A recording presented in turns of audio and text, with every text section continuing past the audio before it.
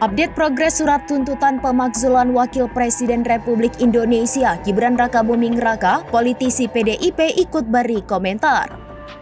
Anggota DPR fraksi PDIP Arya Bima menyoroti desakan impeachment Gibran yang dilayangkan oleh Forum Purnawirawan TNI.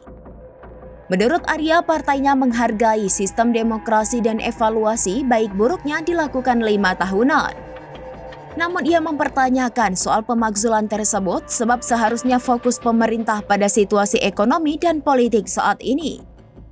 Kemudian Arya mengaku dirinya lah yang paling menentang keputusan Mahkamah Konstitusi yang meloloskan batas usia untuk Gibran maju sebagai calon wakil presiden Republik Indonesia di pemilihan presiden atau Pilpres 2024 lalu. Meski begitu, ia tetap menghargai hasil pemilu 2024. Bahkan ia hadir di pelantikan Prabowo Subianto dan Gibran Rakabuming Raka sebagai Presiden dan Wakil Presiden Republik Indonesia. Namun ia tak menutup mata dari kecurangan yang ada pada proses pelaksanaan demokrasi tahun 2024.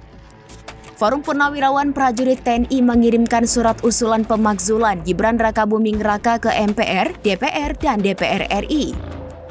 Surat tertanggal 16 Mei 2025 ini ditandatangani 4 Jenderal Purnawirawan, yaitu Jenderal TNI Fakhrul Razi, Marsekal TNI Hanafi Asnan, Jenderal TNI Tiasno Sudarto, dan Laksamana TNI Slamet Subianto.